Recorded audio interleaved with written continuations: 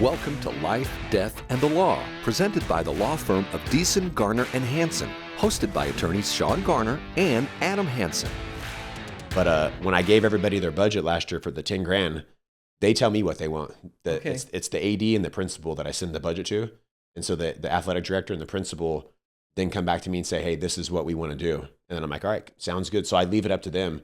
But also, since I've been doing this, I get a lot of parents who call me at the gym asking to talk to me. And they're like, hey, like recently here, when it was a Cibola mom, and she called me and said that I think it was track and field or cross country, one of those, they didn't have enough uniforms last year.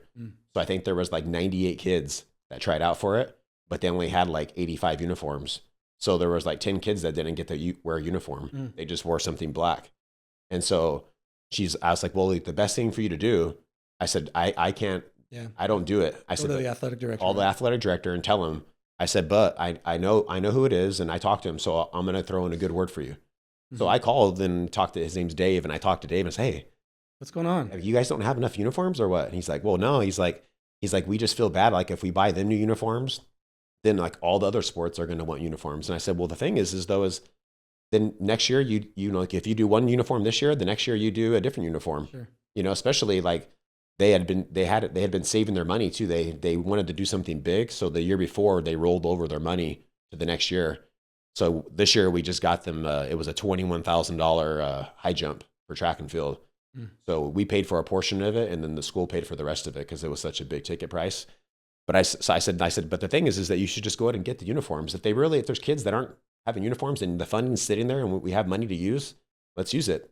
So sure enough, he ended up agreeing with me, and we ordered them track and field. And the mom called me, and she was so excited. She's like, thank you so much. And I was like, man, I think it was at the time we had $16,000 in the account for Cibola, and then the uniforms was only like $3,000. Yeah. So just put a little dent. They still had 13,000, and we put the 13,000 towards the high jump thing, and the school paid for the rest. Well, it's like embarrassing, like showing up to an event and you don't even have your branding on. Yeah. Like, well, yeah, only so many kids do, but so many kids don't. And the thing is, imagine like we already, I feel like, get kind of the lower tier treatment when we go out of town. Like you go to Phoenix and we get treated pretty poorly.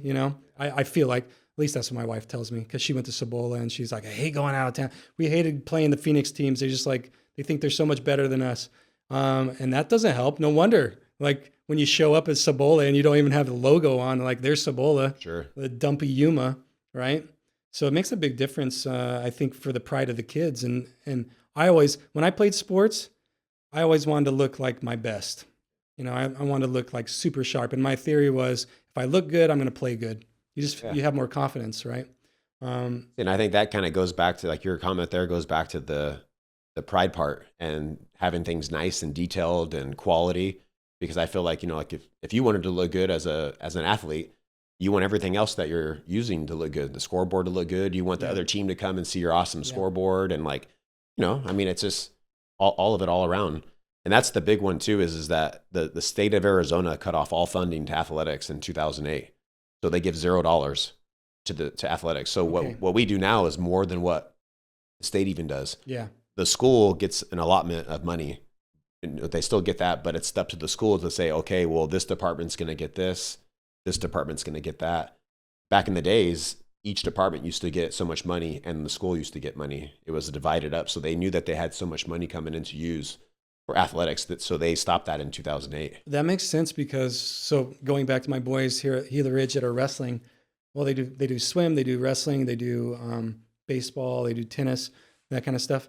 But specifically in wrestling, I was like, this year, and I think it's every year, I don't know, but I just took note of it this year. I don't know why this year, but we had to buy their uniform, and I'm like, why are we buying their uniform?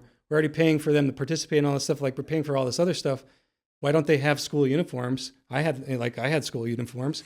You would check them in or check them out at the beginning, and then you check them in at the end of the season.